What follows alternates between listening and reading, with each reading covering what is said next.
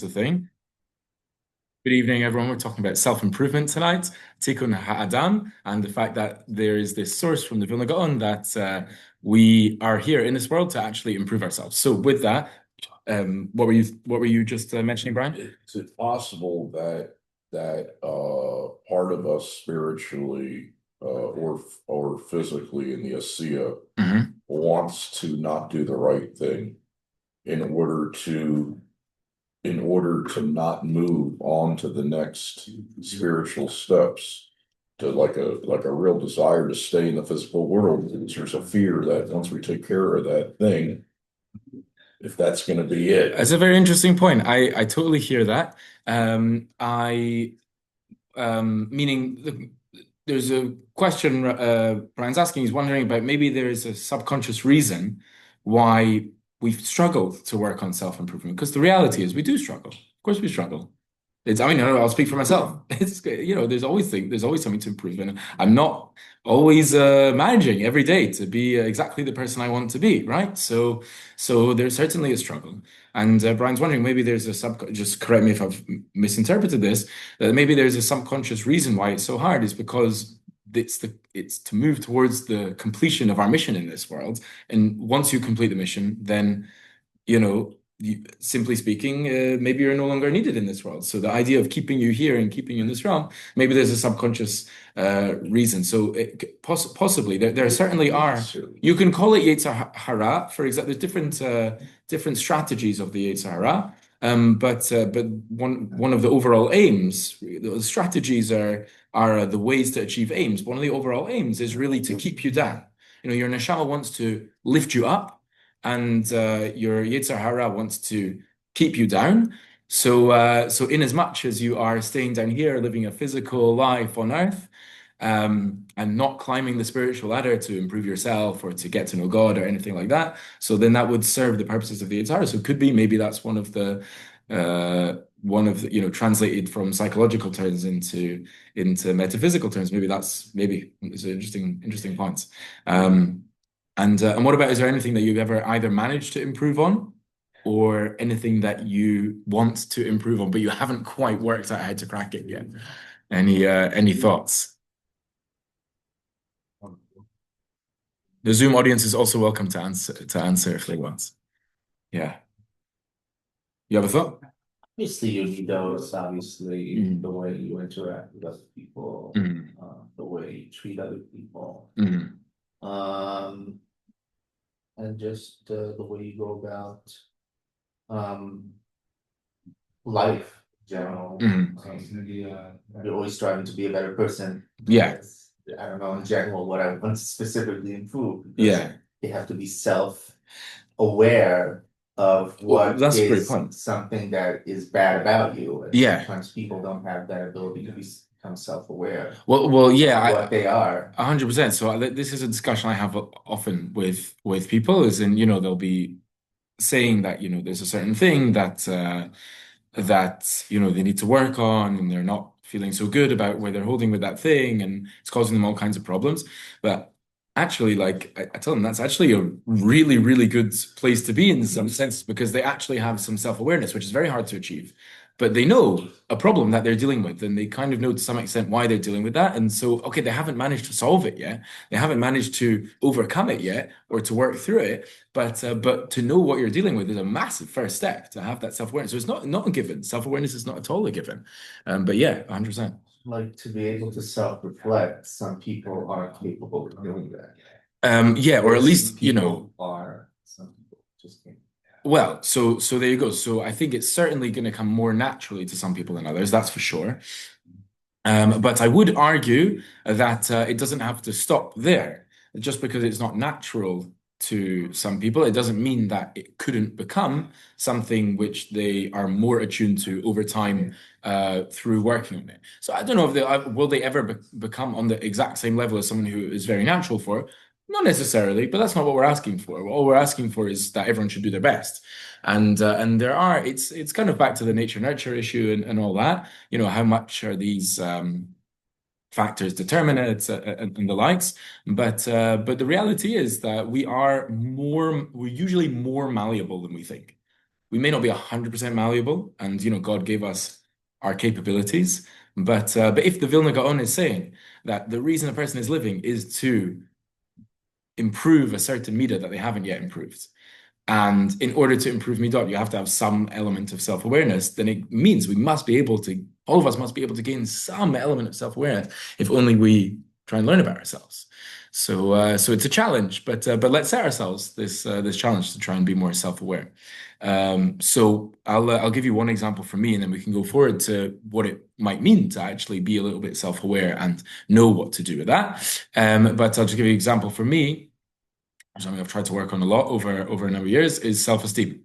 So I didn't realize it we'll talk about the self-awareness. I didn't realize it for a long time, but eventually I basically realized that I had a cripplingly low self-esteem, and it was causing me many, many problems in life. And I was doing certain things which not the way I wanted, not the things I wanted to do, not the way I wanted to live. And I realized a lot of it I was doing because I was wanting to please people, and I was doing all this, and I didn't have the confidence to just be myself and who I needed to be. I always felt I was trying to please others.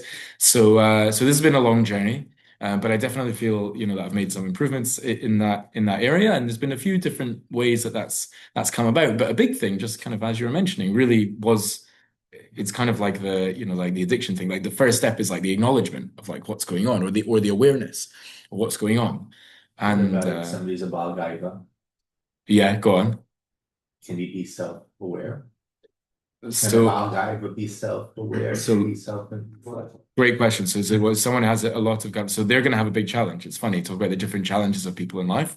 They're going to have a big challenge, but the answer is that they will be able to gain an insight into it. So with that, maybe we'll have a look at the next source, which is the main source of the day, and that can really help us see how people can even become self-aware. Firstly, this itself will be a bit of an exercise in self-awareness because we're going to learn about ourselves. But then, one can employ some of these techniques to actually go on that journey of Tikkun HaMidot, Tikkun HaAdam, self-improvement. So let's have a little look at this source. This one now, excuse me, I've actually, if you're looking at the source sheet over here, I have written the wrong source, meaning the text is correct, but the citation is incorrect. It is not the Vilna. It's not the Gra. It is the exact opposite of the Gra. It is the Tanya.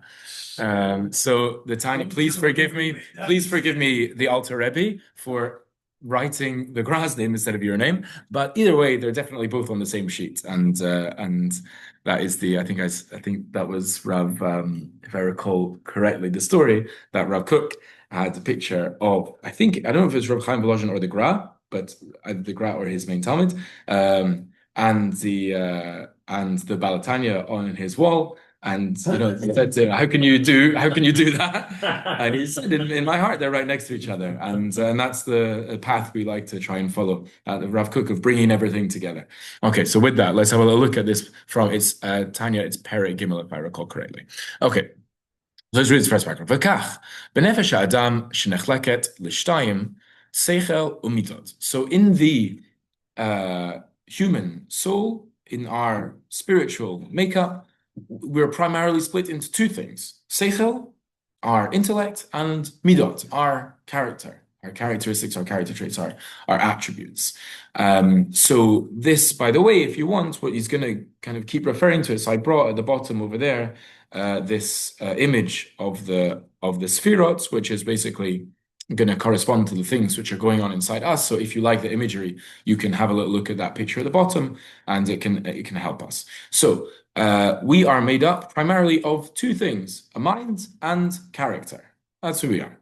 So let's elaborate a bit on the details of that anatomy. So a seichel kolel chochma bina v'da'at, that there are three aspects to our minds, and they're called chochma and bina and da'at. So we will explore those things. But already we're getting a clue which will help us become self-aware that, number one, we have a mind and we have character, and within our mind there's different components of the minds. Is this a Chabad class?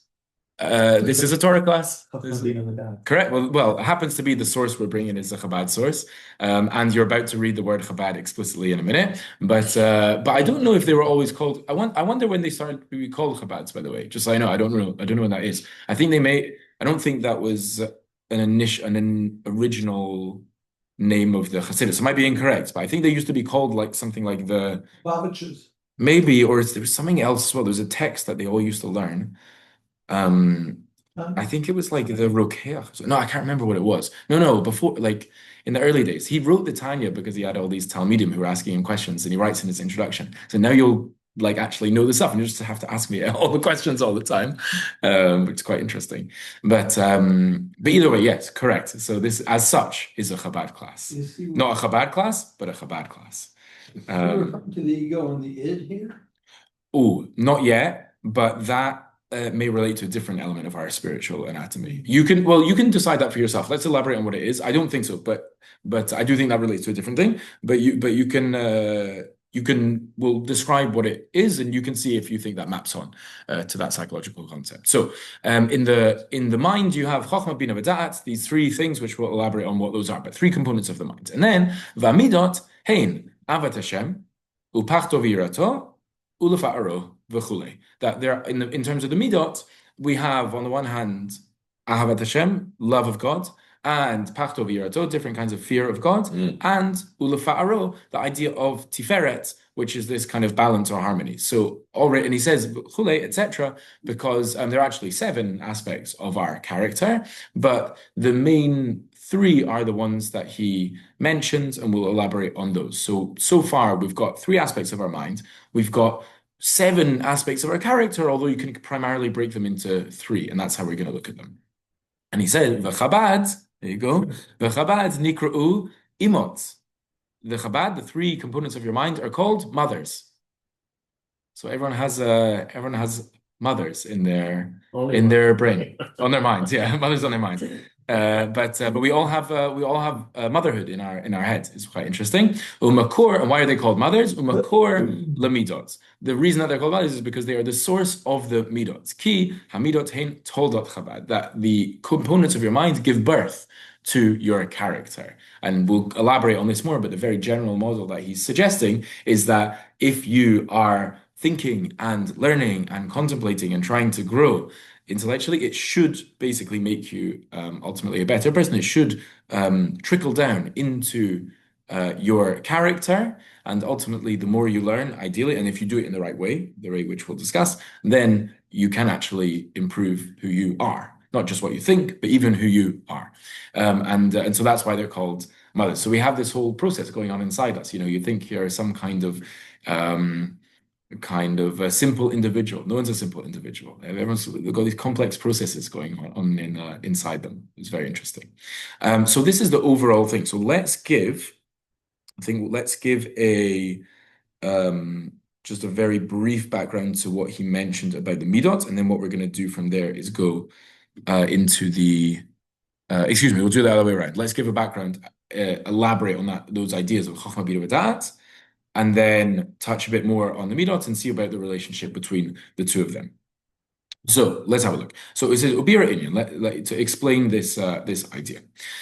Ki hine aseichel shebenefesh hamaskelet shehu hamaskil kol davar nikra b'shem Chochmah koach ma. So what is this idea of Chochmah? What is this component of your mind called Chochmah? He calls it called koach ma. How would you translate that? It's an anagram. He's doing it. So how would you translate koach ma? The strength of something. The strength or the power of what, literally, of ma. So basically what that means is that Chochmah is something which is infinite. So let's describe what it is and you'll see why it's infinite. Chochmah is the raw information that you take in, basically. So if I read a book and I, remember the information from the book, so I've got the Chochmah of that book. If we have a discussion tonight. I heard, what were you discussing, Jay, before over here? You were discussing Abraham and his political things. So I hear what you say about Abraham and his political views, let's say, and that's Chochmah, that's information that I now have. So it's the first step of the intellectual process is gaining information. Now, on the one hand, that's kind of like the least of what you don't necessarily understand it yet, but you have the information. So it's like the least of what you can have. On the other hand, it's the most of what you can have because the raw information is something which could go in an infinite number of directions. Once you have a piece of information, well, you could think about it in this way, you could think about it in this way, you could take it through to this implication, and so it has like the power of infinity in it, and that's why it's called koachma. So the chochma, on the one hand, it's raw information, which is not that much, but on the other hand, it is everything. It has everything in it. All the directions that you could go with thinking about that information are kind of like already in it. So that is the first part of our mind. Chochma is our taking in the information. Reminds me of Shem at the burning bush. Yeah, go on. I am what I am, like Yeah. sort of infinite. There is no definitive answer there. He says, I am what I am, or something like that. Yeah. I'll be what I will be. Yeah. What I am is from the movie called Tajafol. I will be what I will be. Correct. Okay. Close enough. But the idea of something which is not 100% definable is going to relate to this here, because at the time it's like you've got the information, but what that could be is kind of undefined in a certain way. So yeah, that's a nice connection there. So that's the first thing. So you learn something, you bring it in your mind, you got the information. Now what? So ukishimutzi kucho el hapoal, when you take that potential and you bring it into actuality, in you make you what's the word? I think you realize that potential. Kinetic What does that mean? energy, like there's potential and kinetic energies. Oh, could be. through. Yeah, nice thing. So that could be. Potential energy is kinetic energy. But actual energy is that? Actually, okay. Okay, so the actual, let's say. Physics. So there you go. Shemit bonein b'sichlo lahavin davar la'oshro. When you want to bring that thing from potential, the chokhmah, it's all potential. When you want to do something with that and to understand this thing in the best possible way and in all its depth, mitoch eze davar chokhmah. So when you take something that you've learned, you've got the information, and you try and understand it, and you plumb the depths of it, and you want to see what's the reason behind that, and how can I understand that thing, and what does it really mean, and what could be the implications of that thing. So all that thing, that is nikra bina. That's called bina. That is the second stage in our intellectual process. First, you have the chokhmah, you gain information. So far, so good. Then what you do is you think about the information, you contemplate it. You try and understand it, you process it, and with that, so that's the process. That process is called bina, so that's the second stage of your intellectual process. Ve'hein av ve'ein ve'umolidot ahavat Hashem ve'yirato pachto, and he calls now in more depth. He calls it, this is really a father and a mother. So we already in a collective, he seems to call these parts of your mind mothers, but when you zoom in and go into depth, you actually have part of it which is the father. That's the chokhmah, that's the kind of like initial spark, and then you have the bina, which is called the mother, who takes that which the father has to give and develops it and brings something out from it, which is basically the physical version of what's going on in your mind every time. So we'll get back to that in a minute, if you're wondering where that went. But then that leads to our character. So basically, the very first step of what we've got is that if we want to improve our character, see that apparently it seems that the formula is we have to learn. And we have to, in fact, learn properly. So, for example, if you just wanted to, let's say you wanted to improve on something. So let's give a midah. It doesn't have to be your midah, but give a character trait which someone might want to work on. Laziness.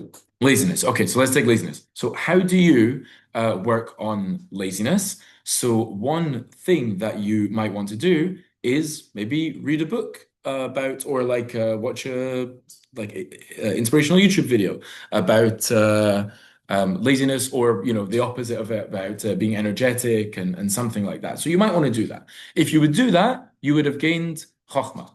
You can't stop there, because that will lead to nothing. It's a very good start. We are in the realm of dealing with things intellectually. So you're at a good start. You can't just will to be better at something and it'll just happen. But if you start trying to learn about that thing, then that's something which could improve. You could probably also open, I think, the Mesilas Yesharim. Is it the second one? Is Zerizus, right? Zehiros is the first one. Zrizos, the idea of alacrity, of being energetic about something. So you could open the second section of Basileus Sharm. That would also be a good option as well. So with that, you have a good start. You could gain some information. But there's probably people who have, I bet I'm not a very quick reader, so it doesn't really work for me. But there's probably people who have a bunch of self-improvement books on their bookshelf, and they're still the same old person, basically. So what's happened there? So often happens is they've got all the information, but they didn't do anything with it.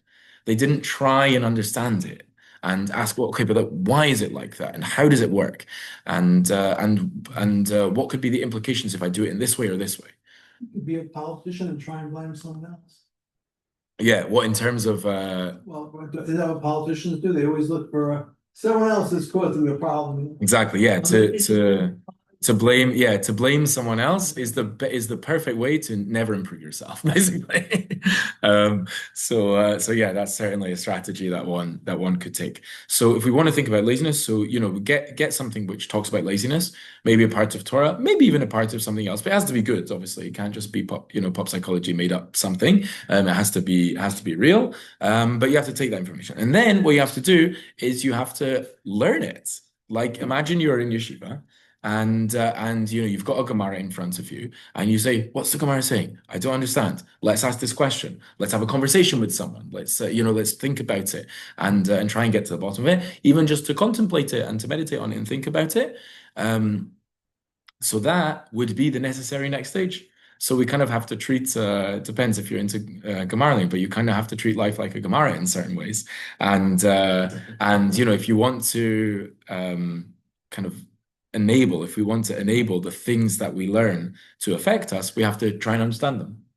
And I think this is, step one where people often fall down. Of course, real step one where people often fall down is they don't think that learning has anything to do with your character, which happens to be because people don't learn properly, often doesn't have anything to do with your character. But if I want to improve something, there's a thing I can do. I can start learning it. I can start learning something.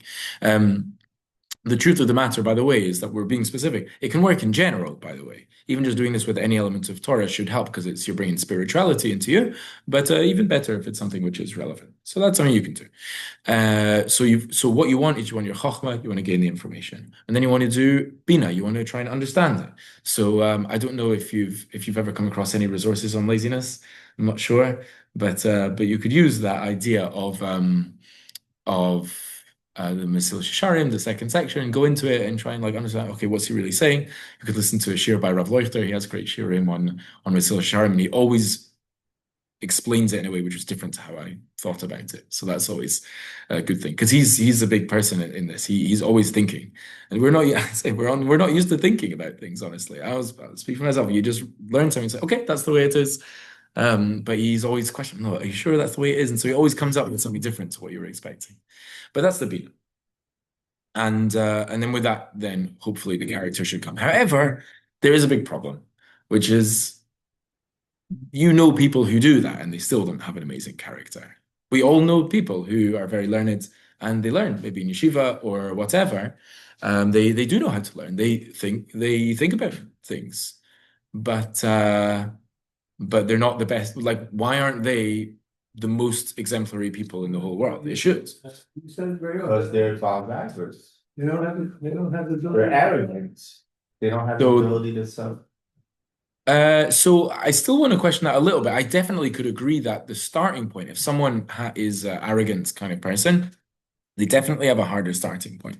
However, if one honestly, well, we'll see. But You can have a professor. But I'm taking back a little bit. I want to tentatively agree with you to some extent. I think we're going to be able to break that soon. But so far, maybe we could say that you could read about Gaiva all day. You could read about Anava. You could read about humility all day, read about Moshe, and then still, you can be a massive, arrogant person, and you can think you're a humble person. So I'm going to tentatively agree to that. I think we want to challenge it soon, but I think that's maybe fair. You could read it, you could analyze it a lot, and still just not think it has anything to do with you. It's called being a narcissist. Right. Well, what were you thinking, Brian? Brian, what were you thinking? possible to be like a professor of something, but not actually do it like surgery? Like, Oh, that's a good point. and I guess that's a little bit of a question. Is it really, or does somebody want to see or somebody who teaches everything that has to be done to be on a rocket ship, but they never actually go on the rocket ship. Well, yeah, But they're teaching. so there's something to be said for that. I mean, I think in some realms it's not it's kind of okay. Meaning, like you could have somebody who's a professor of surgery, but they just have unsteady hands. But like that's a practical issue. But they know how to do it. It could be they totally know how to do it, but they may just practically not be able to do it. But I will acknowledge that there is still a lack, even in such a case, of the on-hand experience. I just be there is a friend of mine, his wife is a doctor, a what's it called, a pediatrician specifically. And before she had kids, so there's all the rules of the things that you should do with kids, things that you shouldn't do with kids. And so this is how she would advise parents. She would advise them that all the things which medicine says that you should do and shouldn't do. He said as soon as she had her kids, it all went out the window. And you realize that she just like every kid is just different, and you just actually need to do complete like sometimes the advice just isn't right for that kid, which is like quite funny. So that kind of does speak to your point, because once something becomes practical, even if you know it all in theory and you're like really good, you're not a faker, like you're really good. But once it starts to become practical, then you realize that maybe there's still more to know. Or the tremendous rebellion who what they're preaching might be a lot different than how they act in their own personal life at home. Yeah. I grew up in the States in this kind of thing, where there's a huge disparity between, like you listen to a lot of the rebellion, you think you could practically be in a very frum yeshiva setting, but then down the road there's something that happens that's not shomer mitzvot or whatever. Yeah, so that's a big problem which does exist, is people, not just I was talking about people who are learning, but then there's people who are even in religious leadership positions, and we've all heard the stories of when these things fall apart in a disastrous way, and yet they were I don't want to go into it too much because it's a very painful topic, but there was a guy not too long ago who was a best-selling children's author, meaning, sorry, that let me rephrase that. He was a best-selling author of how to educate children. He had and it turns out he was a horrific individual behind the scenes, but he wrote the most popular Jewish religious books about educating children. Anyway, so these things can happen in different ways, but yeah, there's such a thing as a discrepancy between someone's teachings and standings sometimes, and where they're actually holding their life. Are you talking about that Haredi guy? I don't really want to talk about it. I shouldn't have brought it up because it's a very painful. Yeah. Children's books? Yeah. These could be I shouldn't have brought. Yeah. Okay. these I could don't be, think you these actually could be some of the biggest Yeah. Talmid Hachamim. But then, for instance, they come up to me and they say, "No, it's okay that we do the theater on Shabbat," and everything, it's like That's interesting. like an incredible knowledge of Torah, but Yeah. then not taking it to the next. So brilliant. So this will exactly lead us on to our next point. So there's something missing, clearly, that what we've said so far is a really good start. You've got Chokhmah, you've got information to work with. You now know what is right and wrong. You now know, what are good midot, and you can discern that.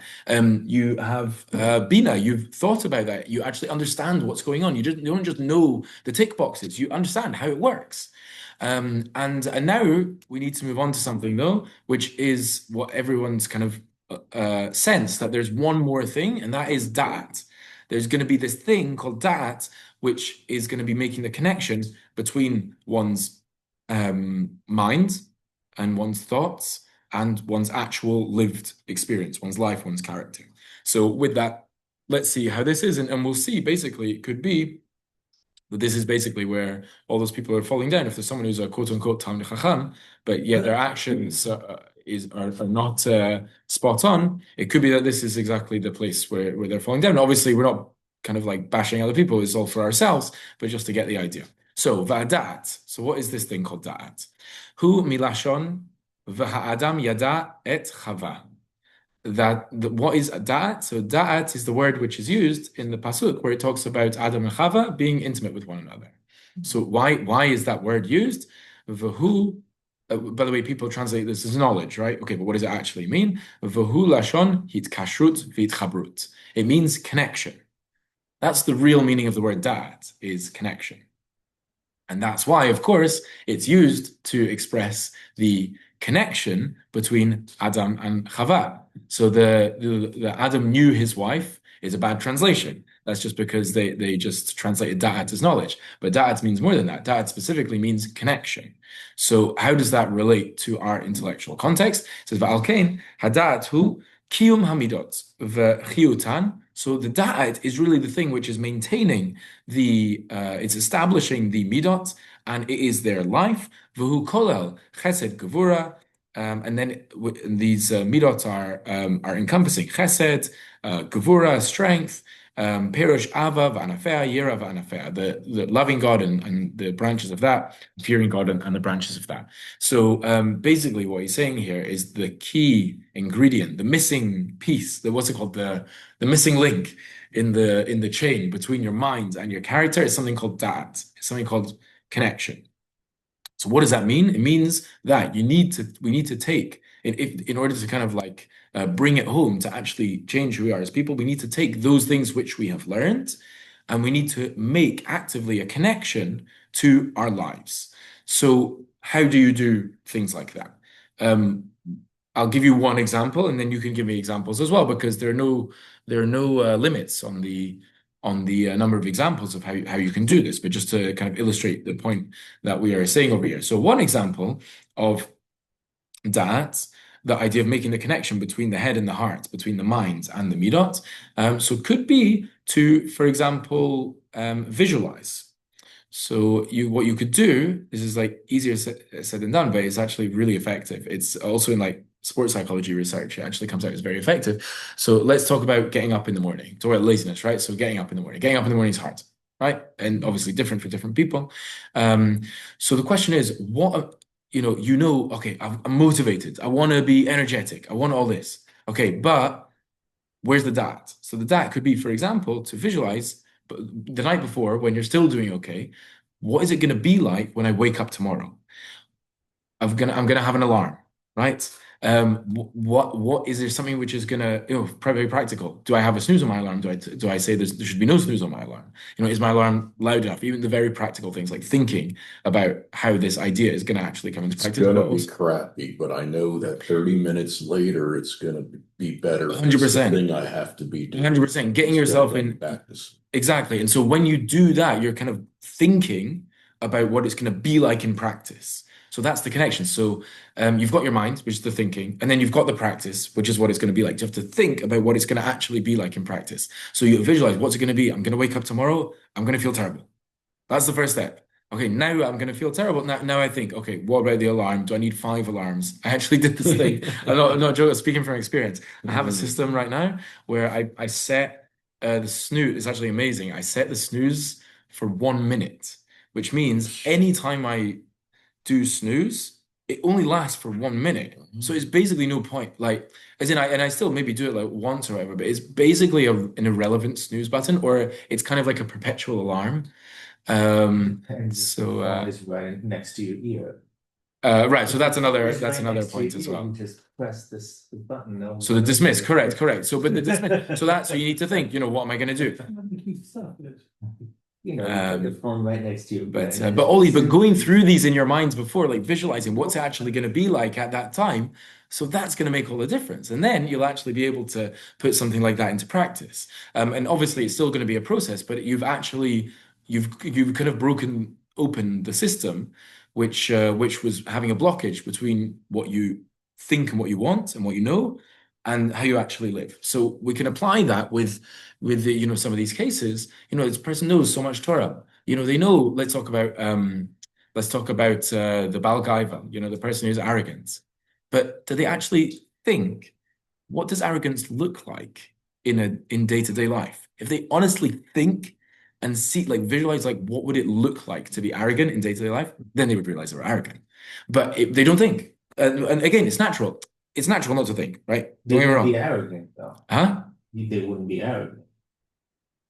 If what are you saying? If they like, What I'm saying is if a person, which look, we all read the Torah, right? And we all know that Moshe is the best guy, right? And he's called Anav Mikol Adam. He is the most humble of us. And we know that humility, and maybe not everyone knows this, but the Gemara says that God says, I can't even live in the world with an arrogant person. There's no space for me and him in the same world. This is the worst thing you can do is to be arrogant. We know that it's not a good thing. And yet, there are people out there who are arrogant.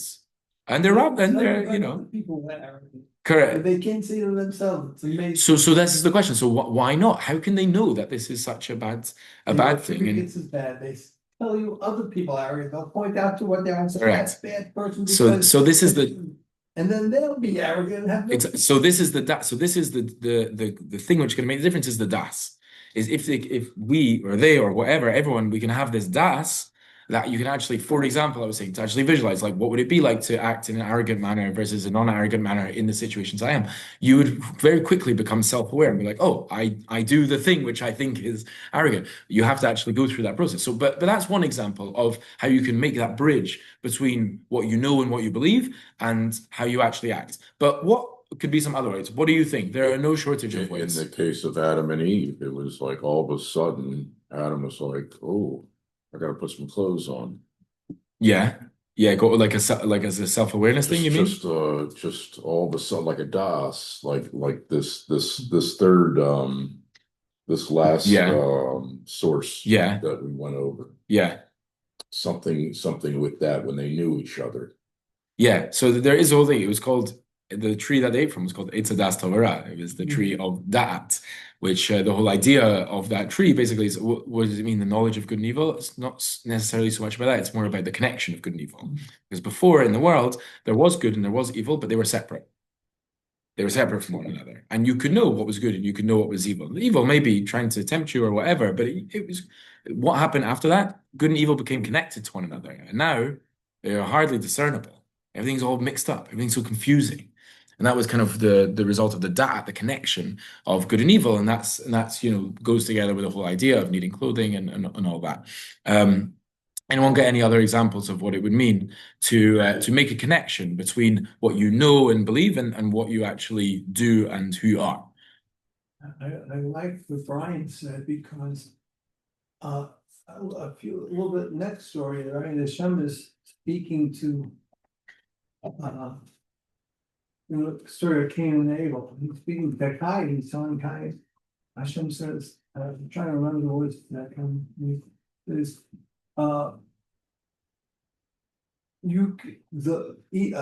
sin is waiting at your door, but you can overcome it. What sin is this? It can only be the only sin we had before is the sin of gaiva, is the sin of I want to wear better clothes, I want to be, I deserve to wear better clothes or whatever. So he's saying gaiva that Yehuda was talking about. Every person has it in them that they feel they're entitled to more in life, that they want more.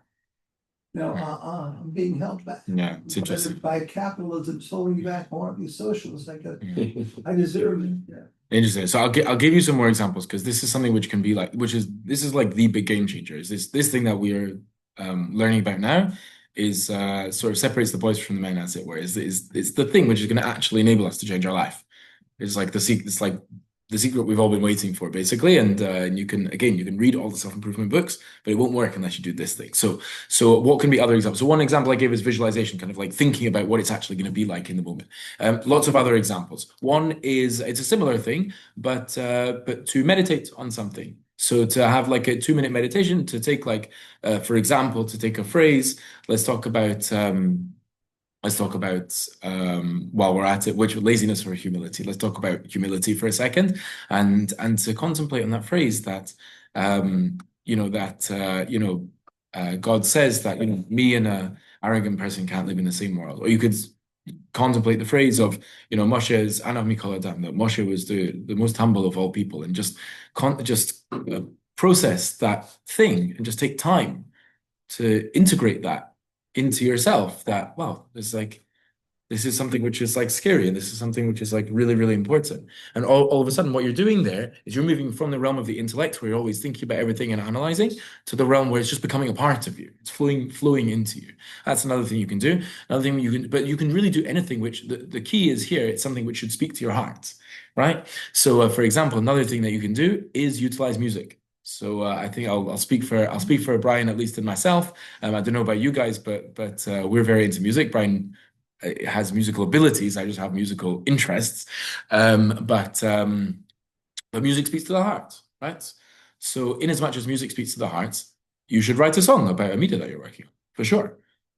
Or, as a very close second place, you can find a song which relates to a media that you're working on. I could not do music just for the money involved. Yeah. For sure, there's something deeper there. So yeah, and so there's something very special and spiritual in many ways about music, but there's also something very emotional. And if you can take an idea, so this is the thing they say, like some of the controversies of, should you listen to different kinds of music, is because the ideas which are represented in the music become a part of you. You integrate them. It's just it speaks to your heart.